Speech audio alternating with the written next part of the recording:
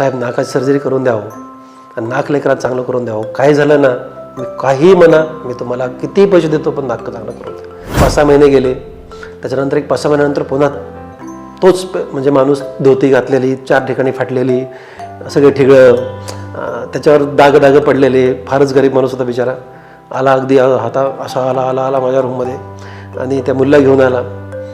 साहेब तुम्हाला काय सांगा म्हणला, आता काय झालं? नाही तुम्हाला आमच्या गावात यावं लागतं बघा साहेब. मला कळेन आता काय होता, मी पण छोटा होतो. ही 2000ची गोष्ट आहे, मी 24 वर्षापूर्वीची गोष्ट सांगतोय. आणि मग मी गावात यावं लागतं साहेब, कसाही वेळ काढा पण या. म्हणलं काय झालंय तर सांगा मला. साहेब म्हणला माझ्या लेकराचं लग्न जमलंय आणि आपल्याला नोकरदार माणूस मिळाला बरं का साहेब. नोकरदार, तुमच्यामुळं नोकरदार माणूस मिळाला. मूळ पत्रिका तर सगळ्यांना देतात, पण माझ्याकडे ती पत्रिका कशी घेऊन आला माहीत आहे? त्या पत्रिकेला हळदू कुंकू वाहिलं आणि साहेब म्हणे देवाला जी पत्रिका व्हायची ना आणखी नाही वाहिली, ही तुम्हाला वाहतोय, त्याच्यानंतर मी देवाला वाहणार आहे. माझ्या डोक्यामध्ये तिची नाकाची सर्जरी करून चांगलं करणं हा नव्हता विषय. विषय हा होता की ह्या लेकराचा कॉन्फिडन्स बघत होतं. आतापर्यंत त्यांना जे असं डिप्रेशन असायचं, उगीच स्वतःला ते इन्फिरियरिटी कॉम्प्लेक्स असायचा, असे समजून घ्यायचं की आता आपलं काय खरं नाही आहे. यांना मला उभा करण्यातली जी मजा आहे ना, मी विचार करतो ती माझी बहीण असते, ती माझी मुलगी असते तर मी काय केलं असतं, असा एक प्रामाणिक प्रश्न माझ्या हृदयाला विचारतो. आणि आता तुम्हाला सांगतो की अगदी आनंदाने सांगतो की नाकाच्या सर्जरी भारत देशामध्ये सगळ्यात जास्त लातूरच्या लहान हॉस्पिटलमध्ये होतात.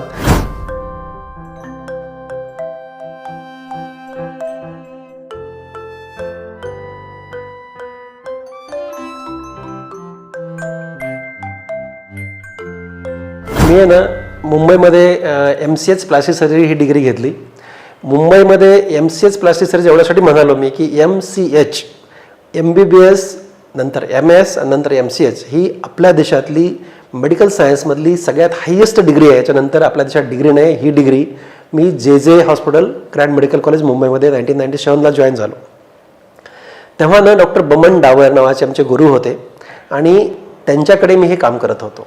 डॉक्टर बमन डावर सर हे नाकाच्या सर्जरीतला आपल्या देशातला सगळ्यात मोठा माणूस होता आणि त्यांच्याकडे मी शिकत होतो. पण तुम्हाला सांगतो मी की जेव्हा त्यांच्याकडे मी शिकत होतो ना, तेव्हा मी नाकाच्या सर्जरीकडे फार लक्ष देत नव्हतो, कारण ती नाकाच्या सर्जरीला प्रचंड पैसे घ्यायची. ती ब्रिज कँडीमध्ये ऑपरेशन करायचे. आमच्याकडे ऑनररी होते, मी त्यांना असिस्ट करायला जायचो. मला वाटायचं की नाकाच्या सर्जरीला 1997मध्ये 5-1 लाख रुपयाचा खर्च यायचा.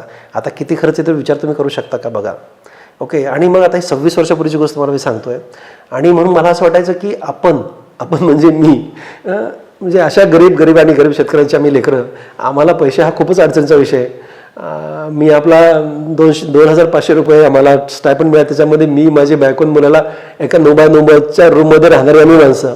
मग आता एवढा मोठा खर्च, मी प्लास्टिक सर्जन होऊन मला माझ्याकडे कोणी पेशंट येणार का, हा मला प्रश्न असायचा. त्यामुळे या सर्जरीकडे लक्ष द्यायचं नाही. पण मी लातूरमध्ये आलोच होतो 2 कारणांनी. पहिलं मला आईवडील खूप आवडतात, त्यांच्यासोबत मला राहायचं होतं, ते मुंबईला येत नव्हते. दुसरं नाही की ही श्रीमंताची प्लास्टिक सर्जरी मला गरीबातल्या गरीबपर्यंत आणायची होती, हे माझे ध्येय होते. हे माझ्या बॉसला पण बोलून दाखवले होते, त्यासाठी मी लातूरमध्ये आलो होतो. मी 5 एप्रिल 2000ला मी लातूरमध्ये आलो. 21 मे 2000ला मी माझं हॉस्पिटल सुरू केलं आणि पहिल्याच आठवड्यामध्ये माझ्याकडे एक पेशंट आला. माझ्याकडे एक मुलगी आली, तिचे वडील आले, बसले शेजारी आणि ते रडायला लागले. साहेब आपली मुलगी आहे, 11 मुलांना दाखवली, कुणीच पसंत करत नाही आहे. प्रत्येकजण काही उत्तर देत नाही, पण काही पसंती कळवत नाही. मी पैसे द्यायला तयार आहे, एकर 1.5 एकर शेत आहे, सगळे विकायला पण तयार आहे. पण ह्या लेकराचं एकदा लग्न झालं की साहेब मी मरायला मोकळा. तो रडायला लागला, मी पण रडायला लागलो. मला कळता पुढे काय करावं, याला काय बोलावं. साहेब नाकाची सर्जरी करून द्यावं आणि नाक लेकरात चांगलं करून द्यावं. काय झालं ना, मी काही म्हणा, मी तुम्हाला किती पैसे देतो पण नाक चांगलं करून द्या. ॲक्च्युली मी त्या सर्जरीकडे लक्ष न देणारा प्राणी माझ्यासमोर असा विषय येऊन बसला. आता काहीच बोलता नाही आलं. मी त्या पेशंटची सर्जरी करून दिली. एक 5-6 महिने गेले. त्याच्यानंतर एक 5-6 महिन्यानंतर पुन्हा तोच म्हणजे माणूस धोती घातलेली, 4 ठिकाणी फाटलेली, सगळे ठिगळं, त्याच्यावर दाग पडलेले, फारच गरीब माणूस होता बिचारा. आला अगदी हाता असा आला माझ्या रूममध्ये आणि त्या मुलीला घेऊन आला. साहेब तुम्हाला काय सांगा म्हणला, आता काय झालं? नाही तुम्हाला आमच्या गावात यावं लागतं बघा साहेब. मला कळेन आता काय होता, मी पण छोटा होतो. ही 2000ची गोष्ट आहे, मी 24 वर्षापूर्वीची गोष्ट सांगतोय. आणि मग मी गावात यावं लागतं साहेब, कसाही वेळ काढा पण या. म्हणलं काय झालंय तर सांगा मला. साहेब म्हणला माझ्या लेकराचं लग्न जमलं आहे आणि आपल्याला नोकरदार माणूस मिळाला बरं का साहेब, नोकरदार, तुमच्यामुळं नोकरदार माणूस मिळाला. आणि जे गळ्यापूर रडायला लागला हा माणूस, बाप रे बाप रे बाप, मला कळतं कळलं त्याला काय म्हणावं. हां, आणि आश्चर्याची गोष्ट आहे की तो माणूस एक टेलर घेऊन आला, टेलर सोबत, माहीत आहे का. आणि त्यांनी काय करावं, माझा माप घेतलाय, मला कपडे घेतलेत, बायकोला साडी घेतली आहे. आणि ती मूळ पत्रिका बघा, कसं मूळ पत्रिका तर सगळ्यांना देतात, पण माझ्याकडे ती पत्रिका कशी घेऊन आला माहीत आहे, त्या पत्रिकेला हळदी कुंकू वाहिलं आहे. आणि साहेब म्हणे देवाला जी पत्रिका व्हायची ना, आणखी नाही वाहिली, ही तुम्हाला वाहतोय, त्याच्यानंतर मी देवाला वाहणार आहे. आता काय बोलायला पाहिजे, मी वेडा झालो मित्र हो, मी वेडा झालो, मला कळेना की काय करायचं आता. आणि मग मी ठरवलं, नाही काय असो, नाकाची सर्जरी तिथंपर्यंत 2000पर्यंत फक्त हिरोईन करून घ्यायच्या, सिरियलमध्ये काम करणारे, सिरीजमध्ये काम करणारे, हे सगळे ॲक्ट्रेसेस लोक काम करून घेणारे, हे लोक ह्या सर्जरी करून घ्यायच्या. कारण ही कॉस्मॅटिक सर्जरी, सुंदर सर्जरी हा विषय खूपच लांब होता आणि कॉमन माणसं तर विषयच नाही आहे, अशा माणसाचा प्रश्नच नाही आहे. पण मी ठरवलं आता, आम्ही हिशोब केला. कसा हिशोब केला की भूल किती लागते, सर्जरीला वेळ किती लागतो, साधारणपणे 3 तास ह्या सर्जरी लागतात.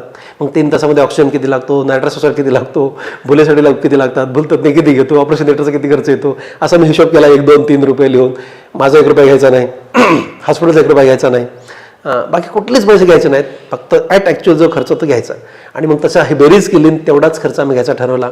आणि त्या दिवसापासून 2000पासून आता गेली 23-23.5 वर्ष झालं, आम्ही जे काय तो खर्च वाढत गेला, जसं जसं ऑक्सिजनची किंमत वाढली, नायट्रसची किंमत वाढली, ऑपरेशनची जे थिएटरमध्ये जे लागतात सोय त्याची किंमत, तसा खर्च वाढत गेला. पण आजही मी त्या सर्जरीचे पैसे घेत नाही, हॉस्पिटल चार्ज घेत नाही.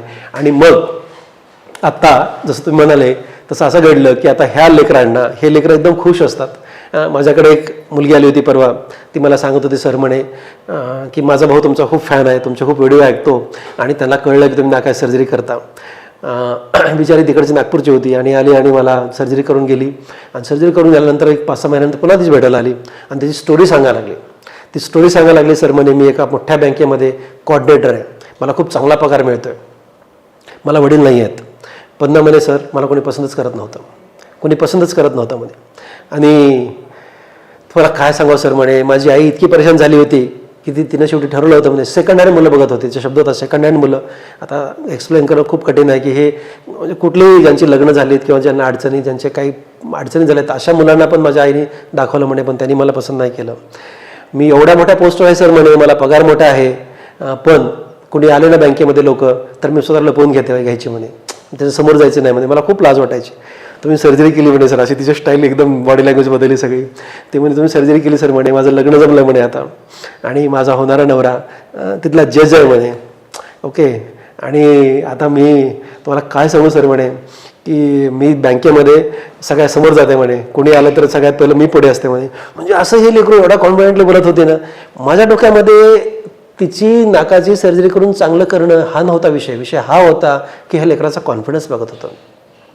आतापर्यंत त्यांना जे असं डिप्रेशन असायचं, उगीच स्वतःला ते इन्फिरियरिटी कॉम्प्लेक्स असायचा, असे समजून घ्यायचं की आता आपलं काय खरं नाही आहे, यांना मला उभा करण्यातली जी मजा आहे ना, मी विचार करतो ती माझी बहीण असते, ती माझी मुलगी असते तर मी काय केलं असतं, असा एक प्रामाणिक प्रश्न माझ्या हृदयाला विचारतो, मी ते काम करत जातो.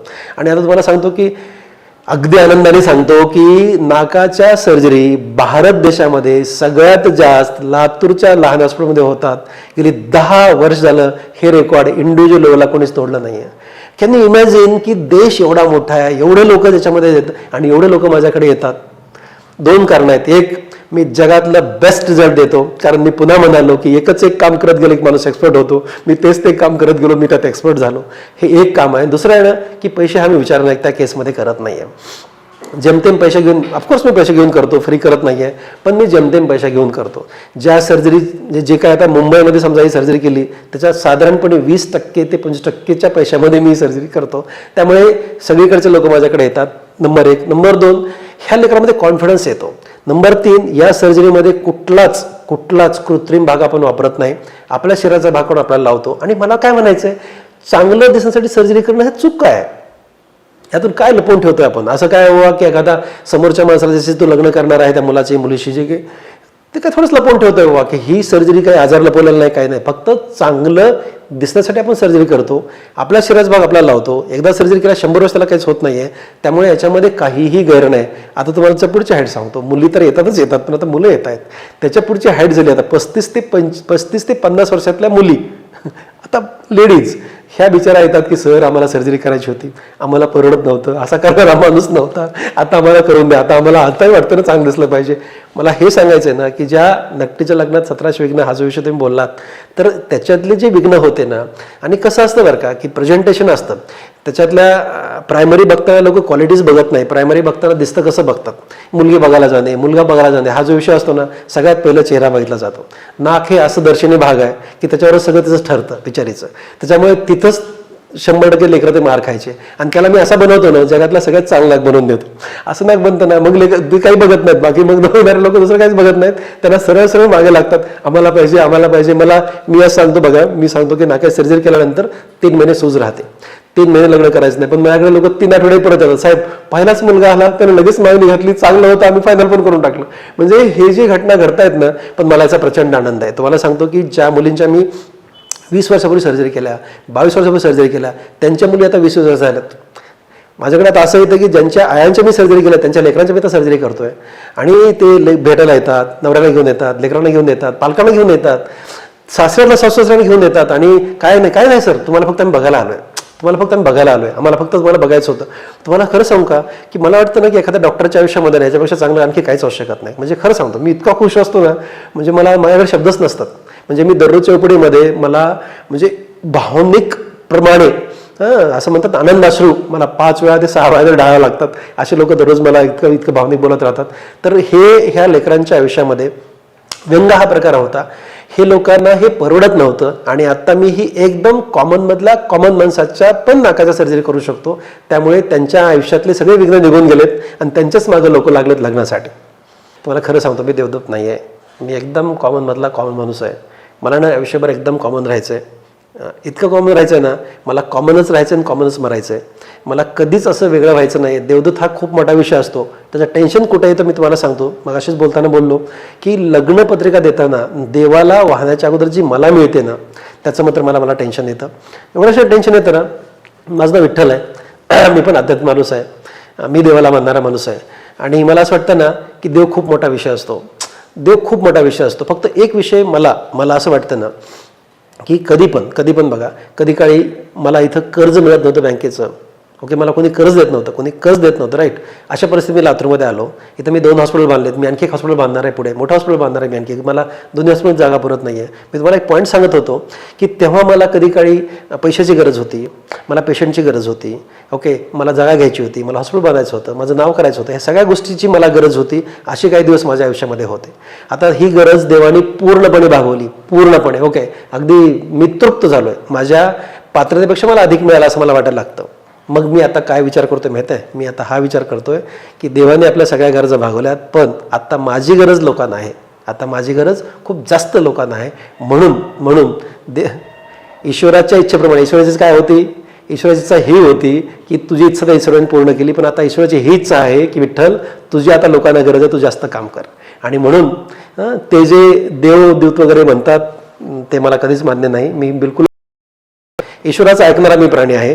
आणि मी म्हणालो की मी आत्ता माझ्याकडला प्रत्येक स्टाफ मला म्हणतो, सर 55 वर्ष वय झालंय, विचार करा, 27 वर्ष प्रॅक्टिस करताय, विचार करा आणखी किती वर्ष तुम्ही करणार आहे. तर पुराणा मी सांगत असतो की देवाने आता देवाची ही पण इच्छा आहे की विठ्ठल तुझी लोकांना गरज आहे, तू काम कर. आणि म्हणून आपल्याला काम करायचं.